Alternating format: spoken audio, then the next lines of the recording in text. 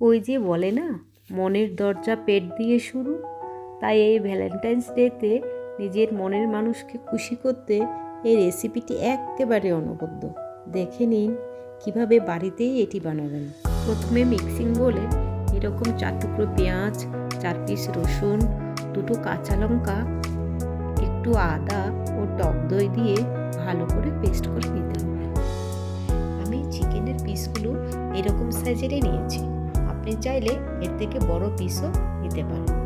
এরপর একে একে এতে আমি পরিমাণ মতো নুন, গরম মশলা, ব্ল্যাক পেপার ও মিক্সিতে যে পেস্টটা করেছিলাম সেটা এতে অ্যাড করে দিলাম।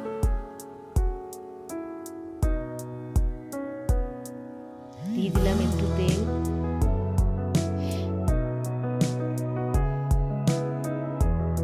একটু কাশ্মীরি মির্চি পাউডার,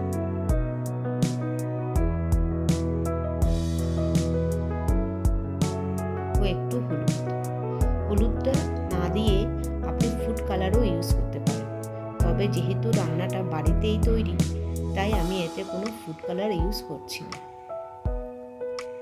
এরপর এটাকে ম্যারিনেশনের জন্য 3 থেকে 4 ঘন্টা রেখে দিতে পারলে খুবই ভালো হয়। তবে হাতে সময় না থাকলে আধ ঘন্টায় যথেষ্ট। উনুনে তন্দুরি তাওয়াটা বসিয়ে আমি এতে একটু সাদা তেল অ্যাড করে নিলাম। এরপর একে একে চিকেনের পিসগুলো দিয়ে দিলাম। তন্দুরি বানানোর জন্য এরকম তাওয়াটা কিন্তু ভীষণ জরুরি। আর রান্নাটা যেহেতু অল্প তেলের, আপনার প্রিয় মানুষটির স্বাস্থ্য এতে ভালো থাকবে। ঢাকা দিয়ে মিডিয়াম আঁচে 3-4 মিনিট অন্তর অন্তর এটিকে পাল্টে দেবেন।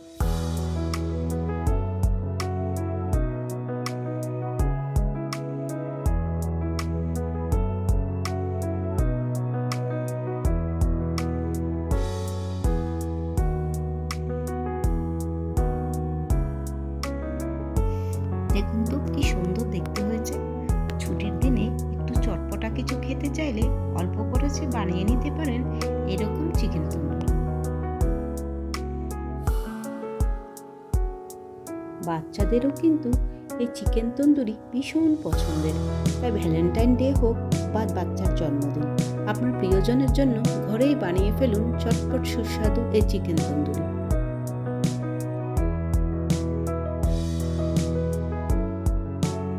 যে কোনো রান্নায় পরিবেশনটা কিন্তু ভীষণভাবে জরুরি।